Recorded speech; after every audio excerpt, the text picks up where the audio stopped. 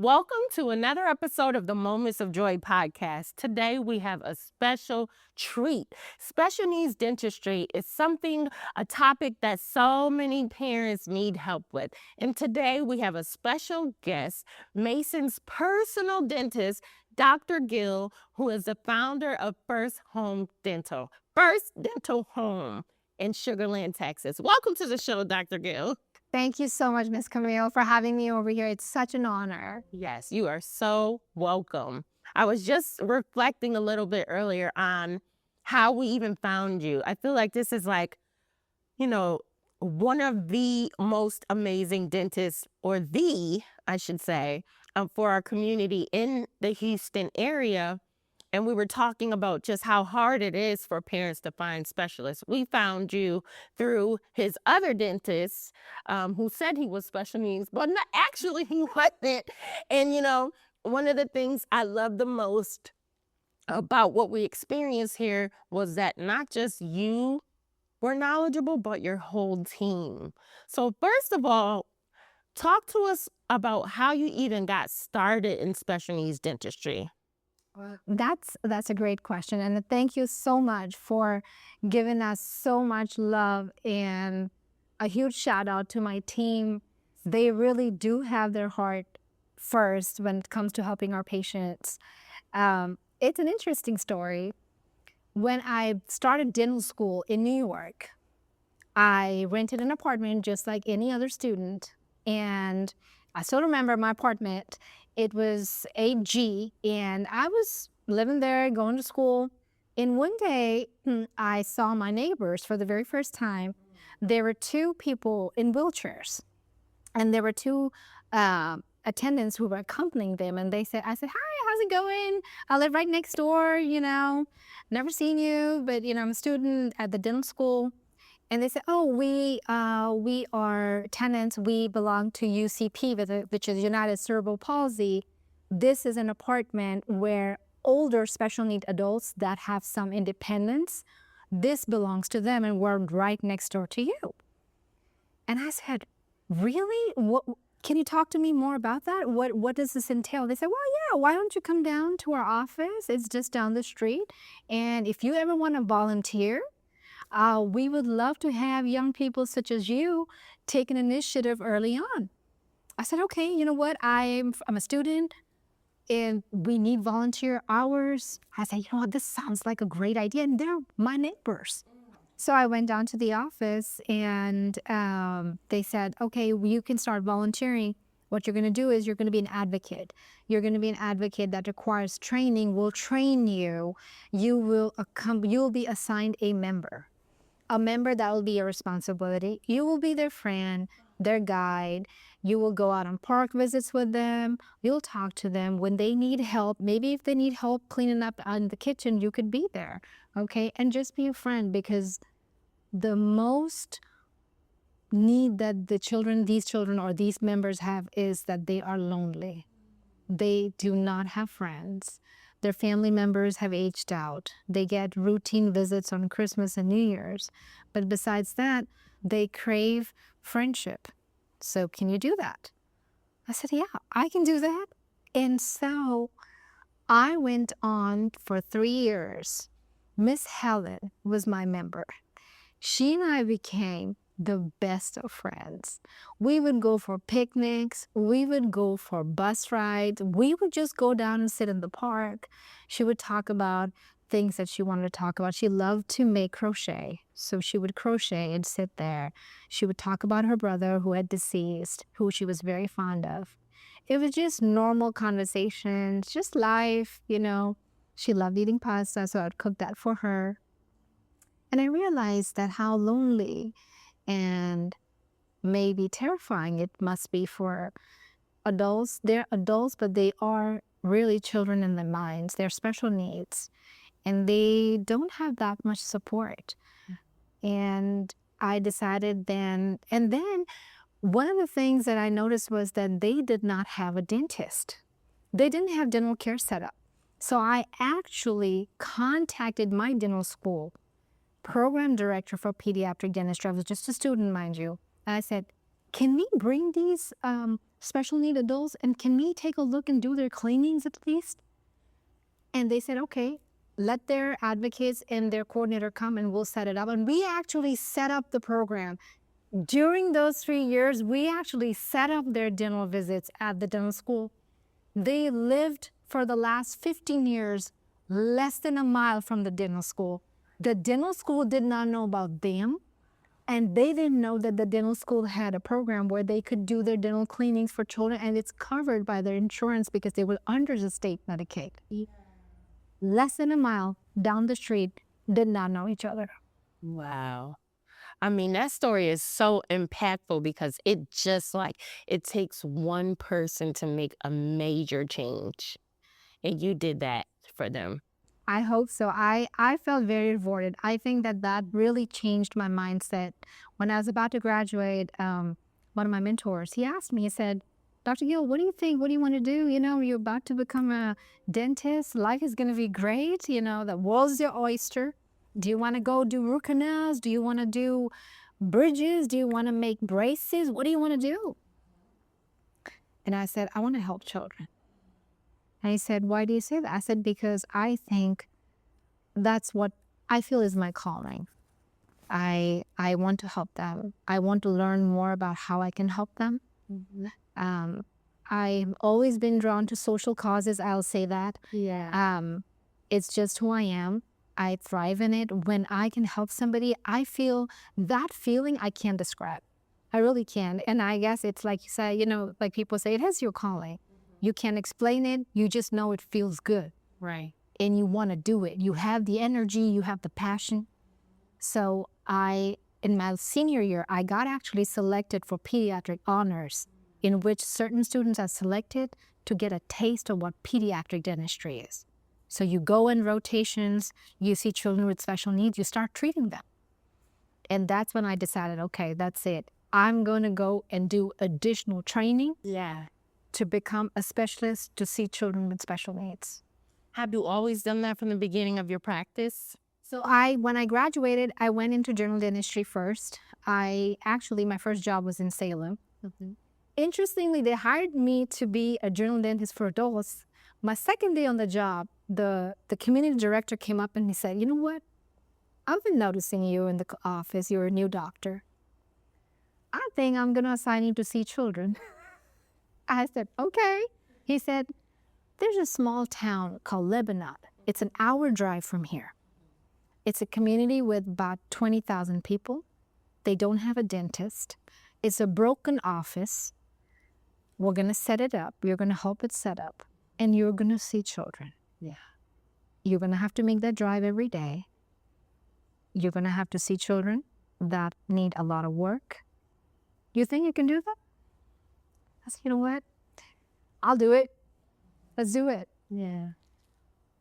It took on a pilot project. We set up the office. That office turned out to be their busiest and most acclaimed office. It was unprecedented. I had children from shelters, children from around 2 hours away that knew that this office has a doctor that will see children. It didn't say I wasn't a specialist. All it said was, she will see your child. She can help your child. And I learned. I started learning things. Okay, I would talk to pediatric specialists around in Portland.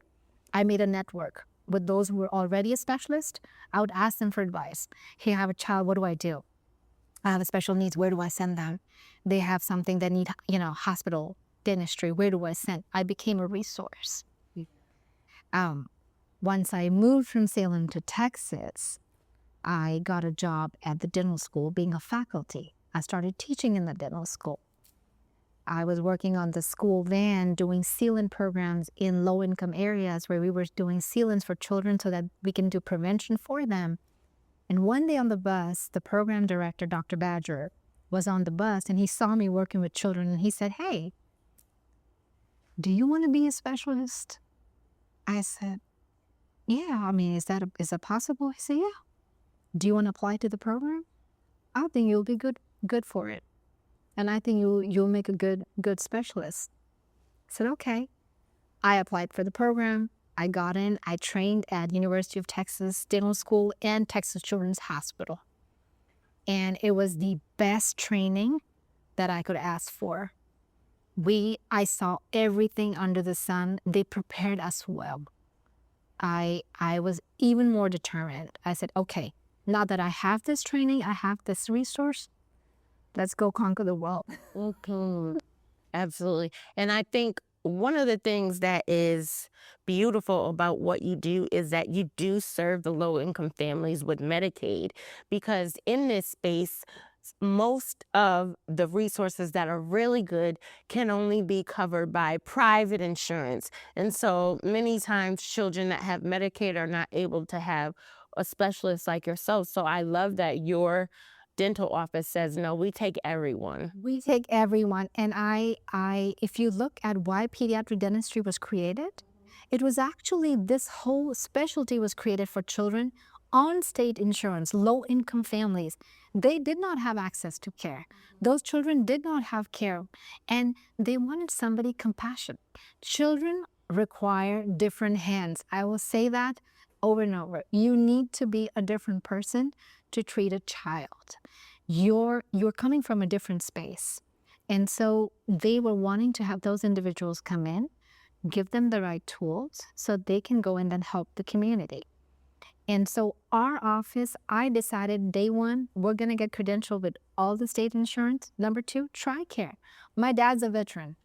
He asked me, he said, what are you going to do for the veteran community now that you are a specialist? A veteran has raised a child and contributed to the country in more ways than one. What are you doing? I said, I don't know, Dad. What do you think? He said, you should help the veteran community.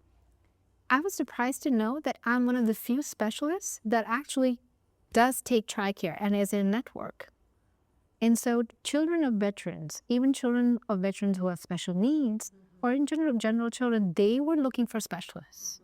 And so that's another service that we are providing to the community, which I'm very proud of. Yeah. I remember Mason's latest surgery that he had from you. We came in and he had a swollen jaw. It went down and he was touching his tooth, and I had no idea that it was this big hole back there. And you did emergency surgery on him. And so, can we talk about sedation a little bit for parents that have children with special needs? I think sometimes I'm used to it because Mason was born with congenital heart disease. So, we had 3 heart surgeries before we even had dental surgery. So, I was used to him being sedated, but some parents are terrified, but then that prevents them from even coming in to get a cleaning when they think about it being so hard. But you talked about seeing kids who never had care, and now half of their mouth is really messed up. So can you talk about that damage that happens when we don't come to the dentist, and sedation a little bit, that it's okay? Yeah. I think that you hit the nail on the head. Waiting, the fear, and the access to care. Who do I go to? Who do I trust? Who do I trust? Does my provider's interests align with my child's best interests? That's the question, period. Okay. And for that, a parent has to come in. They have to meet me. They have to talk to me, and they have to understand what my philosophies are. My philosophy is to get you and your child the best dental care possible in a safe manner. Every child is different. It's not cookie cutter. There are children that have special needs. They're on the spectrum. Some have more severe needs. Some have milder. Does your child need sedation? Can they cope? What's the goal? The goal is to cope, for them to cope eventually, to allow everything in a very normalized setting. Can we get there? But before we get there, do we need to sedate them? Is it too much for them? Is the care that they require so extensive that they're not going to be able to tolerate it in a safe manner? Therein, you need to look at your provider's credentials. Is she hospital certified? Is she board certified? Has she done these cases where there is safety under general anesthesia? It's a big deal to put your child to sleep. It's not something like, oh, okay, yeah, go right ahead. No, there is risk involved. You need to know what's the team. where is this going to take place? What is going to take place? What the team needs to explain to you, how long is he going to be sleeping? What all are you going to do under it? Those questions need to be answered in the most honest and transparent way possible. Transparency with the parent goes a long way. If you show them what you do, and this is what we do, and this is how we do it, our team at Texas Children will explain the general anesthesia part. This is how long it's going to take. Our team at the office is going to hold your hand. We are your partners all the way. After the surgery, it's not like one and done. Thank you. Bye. No. You are going to be part of our family. You come back and you ask me questions. You have concerns, we're here for you. Things can happen. Later on, what if his calf falls out? What if I need to talk to you about something that's happening in his mouth? We're here. It was Oh, okay. little stuff like that go on. Just keep going. Okay. I can clean it up. Okay. Thank you. Okay. Thank you. So those kind of questions, so I tell parents, this is not just one-time exposure to me and then I never see you and we never see each other. We want to have a relationship. This is going to be an ongoing thing. Eventually the child grows up, the parents get more understanding how the process is. And I've had several success stories where we put a child to sleep, and later, in Mason's case, we had to put a crown, and we did it in the office in his stroller, and we were able to do it. Mason let us. It's a journey, and you just need to find that provider where you trust them. They have the skills and the training. Yeah. You look into it. Look on their website. Look at their background training. Ask questions. Yeah. Lots of questions. Yeah. Yeah. I think, we can't be afraid of having someone say they specialize in this, but then it doesn't work out because we found you were our second dentist. I think a lot of times parents get afraid that, hey, I finally found somebody that's going to see special needs. I better not ask too many questions. Yeah. We just want to get in. And I think that you want to take an approach. You're not gonna get something that is halfway good just because that's all that's got out there. You have to look beyond and ask questions and that's what's the very best for your child. You are your child's advocate. It doesn't matter. A parent, period. Doesn't matter special needs. Just as a parent, you're your child's best advocate. Go get the best for them. Ask questions. Be that advocate. Ask for valid questions, and you will be surprised that there is a lot more options out there than you had begun to realize. And I know that we are limited from our resources. I wish that there was a national registry where you could just click on and say, Dr. Gill takes special needs dentistry, and she is a board certified specialist in Houston, and all the Houston parents could be just clicking on that link and they could find me. Unfortunately, there isn't one such. You could, however, I would say that go on the AAPD website. That is my organization, American Academy of Pediatric Dentistry. If for all the parents watching, if you're not in Houston, you're somewhere outside of Texas, you're in California, you're in Arkansas, go to the AAPD website. It's a free resource. It's a resource where pediatric dentistry registry is there. You can click on the zip code that you want and you will have a list of providers. Now, it does not say whether providers take state insurance or not. However, it's a start. It might give you 10 names. It will be up to you to make some phone calls and say, hey, what insurance? Do you take my child's insurance? But at least you have 10 names to start with. Pediatric dentistry, pediatric dentists are trained to see children with special needs. We need to be on the forefront. We are the forefront of treating children with special needs. That is amazing. Thank you so much, because I didn't even know about that website. So I'm sure all the parents are going to be thrilled to know that there's a database of some sort. Now, brushing teeth may seem like it's a simple thing, but it is a horror for many parents raising children with special needs. From morning to night, children are fighting, refusing to get their teeth brushed. So are there any tips that you can give just for that simple thing? How do we brush our children's teeth maybe without such a fight, or how do we get through that easier? Absolutely. I think and one thing not only as a parent, but as a pediatric dentist, the one thing that I preach about is out of the box thinking. Okay, as a parent, you want to be out of the box. Okay, your kid's a picky eater. Got to think out of the box. You got to sneak in the veggies somehow. And moms are good at out of the box thinking. My mom was great. I never even realized I was eating all this healthy food without thinking, oh, this tastes great. But one of the things I just saw a TikTok reel. There was a child, she had trisomy 21, she had Down syndrome, and her little brother, who was 2 years older, made brushing fun, and mom recorded it. She said, look at how Matthew is brushing her teeth.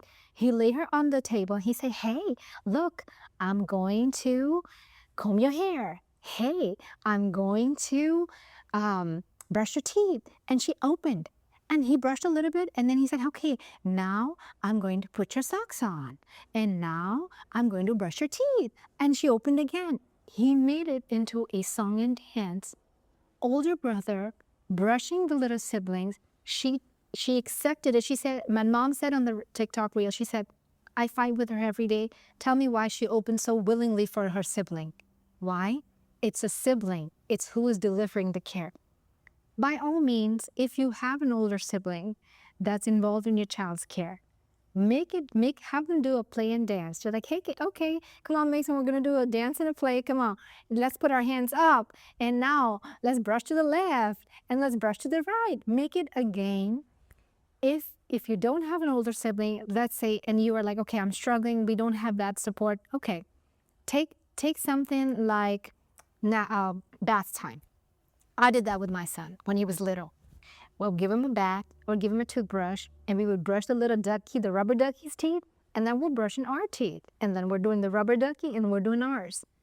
A lot of times with little children, when he was very little, I would give him a bath. The towel we swaddle, that was my 1 minute thing. He was swaddled up. Go in there. That's all you need. You need just that 30 seconds to 1 minute to get in there. They don't have that many teeth, y'all, when they're that little.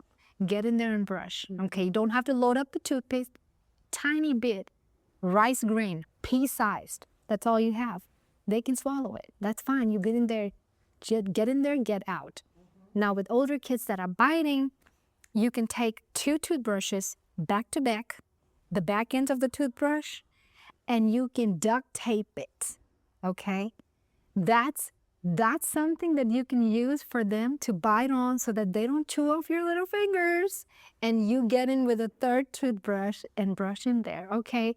Just 2 toothbrushes with a duct tape. A parent showed me that trick. Out of the box thinking. The parent community for special needs are my greatest resource. They'll come and tell me tips. They're like, you know what, that works. One of my kids, she had CP. She had a hard time holding a toothbrush. Guess what? Daddy took a tennis ball, poked the toothbrush back of it, and gave the tennis ball. And now she can hold the tennis ball and slowly brush her teeth because it has a larger surface area and it's soft so she can grip it. Tips like those. You have gum, their gums are bleeding. Take mouthwash in a cup. Dip the toothbrush in the cup because we know they can't swallow and spit. You have the mouthwash on the toothbrush. Brush it on. Take a Bounty, take a paper towel, wipe it. Wow. Simple trick. Great tips. I do use the burrito towel on Mason. He's getting better now, but when he was really bad at it, I saw that somewhere and it really works. You're like, hurry while he's like this. Yeah, I mean, those are, moms are doing stuff anyways, your child's first haircut. Oh my gosh, you're distracting them, you're doing that. So there are some growing pains, but out of the box thinking. There are Disney apps now on iPads that do the brushing dance as you brush. And kids get into the Disney app and they're like, let me do the brushing app. Okay, and once you do your brushing app and you complete it, you get a gold star. Some kids want those gold stars. You're like, okay, hey, Mason, if you get those 5 gold stars and you brushed your teeth all these 5 days, I'm going to go get you a prize. Yes. Something to look forward to. That was awesome. Those were great tips. I'm sure they're going to eat those up. Please, and anybody out there has better tips, you all have something that, and like I said, I was blown away by that TikTok reel. I watched it 10 times. I saw the big brother brush baby's teeth. I was like, this is great. Modeling good behavior. Yeah. Yeah. I want to get into some of your work that you do outside of the office. Can we talk a little bit about your heart's work with children, helping children? Yes, ma'am. So, we touched upon, helping children, being a children's specialist, a doctor for them, for their dental work is my ministry. It's my passion. It's where my heart is. It's where I feel my best. And I go to a small town called Edna. I started going there because there was a doctor. She's a pediatrician there, Dr. Judge. She introduced me to this area, and she said, I've been a pediatrician here for 20 years. We do not have a pediatric specialist in this area. We have to send children either to Victoria or nowhere else, I guess somewhere in Houston, because we don't know where to send them. We have special needs here. We have children that are under the age of 3 that need care. We just don't know where to go. And we don't see or hear back where we send them if they were taken care of. Parents have told us that they've waited for years. So I said, okay, I will come down there. I can come down once a month because it's an hour and a half going down. I will spend half a day or a full day seeing patients, doing consultations. If they need surgery, we'll get their surgery paperwork done there. If they need other additional work, that they can come back to my office on a weekend. And that's another reason I started working on weekends. A lot of parents for special needs, and parents in general, they have a livelihood. They're working Monday to Friday, paying bills, taking care of everything. If you can provide a service even once a month on a weekend, that is God sent for them, because that's a day that they don't have to take off work. The child doesn't have to lose any of those services that they get for speech, ABA, all of that. All of their therapies are off that day, and you can provide a service to them. And so that I started going to Edna, and it's been 5 years. Wow. And I think for the rest of my career, I'm going to keep going there, because it is, when I'm driving there, it's really a godly feeling that comes over. It just feels like it's a small country place. The people are so warm. Everybody knows Dr. Gill. She's going to come on Friday. She's that dentist that sees children. They have brought their families. Aunties have brought kids, extended family. We have helped so many special needs there. It's a community. You get that sense that you are doing something good. Yeah. And that makes you feel good. Mm-hmm. And you are. I remember the first time we came into your office. Well, first of all, I just want to say that work is amazing.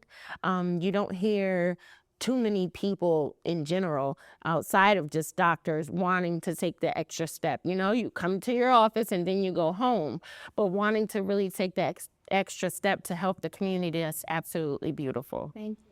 And I'm just reminded of the first day I came here with Mason. I nearly cried. I was like, oh my gosh, because you were so knowledgeable, so fast. Your team was so equipped, not just you, but the dental assistants that were here to help you. They were so knowledgeable that I was just blown away by the whole experience. So I just wanted to highlight that in your team, because you're intentional about training your staff. Absolutely. And believe it or not, Ms. Camille, we have had team members, and we have team members that have children with special needs. And it wasn't a purposeful hire when I hired them, because I didn't know at the time that they had children with special needs. But I think I just either get drawn to people or people get drawn to me, and they said, let's come together. And it has been so rewarding to have my team blossom and flourish, and the way they care. Every single parent has had beautiful words for my team. They said, we felt respected, we felt cared for, and that's an extension of me, because I'm only one person with 2 hands, but they are my extended hands. From the time you check in to the time they're in the back. Like I said, it's my ministry, and this is the gospel I spread. I want you to have I want you to feel welcome. I want you to feel taken care of. Maybe I did not take care of all your needs that day or answer all your questions, but you should leave with the feeling that, okay, I think that I feel like this is a good place. This is a safe place for my child, and I will feel comfortable him getting care here, he or she getting care here. I feel comfortable asking whatever I want to ask this doctor. She's going to come from a place of, okay, let me help you. I feel comfortable. I can approach her. I've had parents like I approached too. I on your Instagram. I mean, I have a very fluid relationship with my parents. Parents will sit here and tell me their life stories. Moms will tell me all about their business. I I'm like that. I like to talk to, I'm a people's person. I like to talk to them. I like to get into your business. They want to know about how my kid is doing. My son's a freshman in high school. What's my life doing? How is my mom's visiting from here? Where's your mom? What is she gonna do? This is life. This is community. This is building relationships. This is a journey. We're going to be on it for together. If you want to trust and you want to have the safety with me, we got to be friends. Yes. And that's a culture you've created here, because when I came for the last visit with Mason, he was having a fit, of course, and a mom was here with her two daughters who both had cerebral palsy, and she came up to me. She gave me her number, and she was giving me all these resources and talking about supplements, telling me her sister had a child on the spectrum. We met outside in the parking lot when she saw me coming in with Mason in a stroller, and she said, "Oh, I have that stroller for my daughter. We got it from New Motion." I said, "Me too," and we were both coming in here. So even being here outside of you and your staff, you created a place of community, whether you know it or not. And I have her number. And she doesn't know me from Instagram. She doesn't know me. She knew me from this place. And she checked on me when we were going to have the surgery. She checked on us after and was like, "How'd the surgery go?" Yep. And that was all from here. Wow, this is the first time I've heard about that. That's amazing. So you got support from other parents. That's amazing. Said, "I have 3 children with special needs." So she was just, yes. So I was like, I just love Dr. Gill's. Now that warms me. I love it. Everybody supporting each other, everybody feeling supported. And I always tell parents, please tell me how I can do, what else I can bring to the team.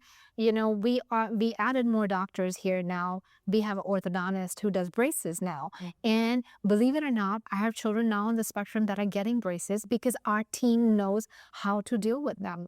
And they're able to get braces on.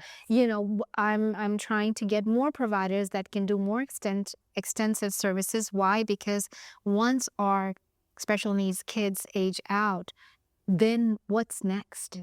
Where are they going to get support from the community? What's going to happen next? So for those kind of questions, I'm always thinking outside the box. Okay, what's going to happen when they turn 18 and they need some dentistry under sedation for some adult teeth? Yeah. And we need to have those solutions here. Yeah. Awesome. Well, I appreciate you so much for coming onto the show. I know we got so many, I'm thinking of the clips already that we'll use, so many wonderful nuggets that you gave us. I know that dental work is just hard for children with special needs and their families. So we thank you for the work that you do. Before we wrap up, I just want to allow you to give encouragement to families, parents, moms and dads who might be listening who are afraid, because I've heard that so much, to go to the dentist. And I think just the fear is holding them back from even making a first appointment. Meanwhile, their child might be having a meltdown because they have a cavity, or, God knows. So I would love for you to give a message to them of encouragement. And Absolutely.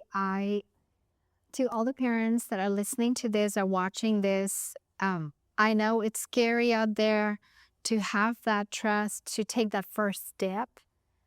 I want to assure you that I'm here, my team is here to help you. even if it's not our office and our team, because of, let's say, distance or whatnot, we want to be that resource to help you guide what could be closest to you or what could be the best fit for your child. I would hate for a child that can't express, be in pain due to a dental cavity, suffer, have different issues come up with it, and you struggling and feeling helpless about it. As a parent, I know the feeling of helplessness at times. It's not a good feeling. And I would not want any parent to go through that. So if you're watching this and you need help finding a pediatric dentist near you, call us. I can direct you to the website, the AAPD website, or we can even look it up for you and see if there's a pediatric dentist near you.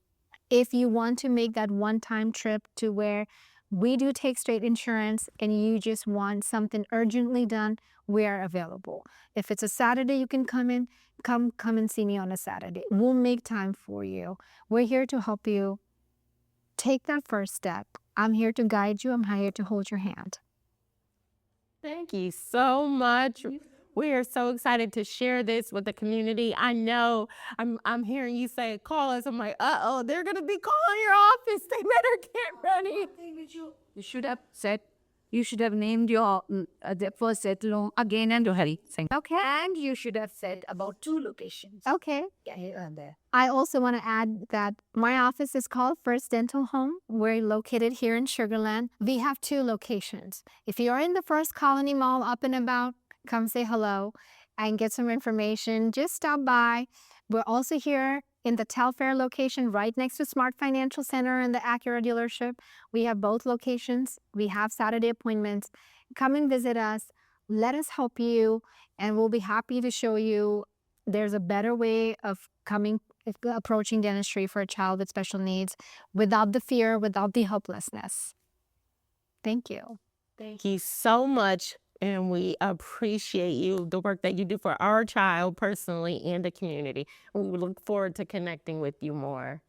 You guys, this has been a loaded episode, but I want you to make sure that you follow Dr. Gill and her dentist office. Connect with her if needed. Send her messages. Ask her questions. She's here to support our community. Always remember that you always have the option to choose joy. All right? Bye-bye.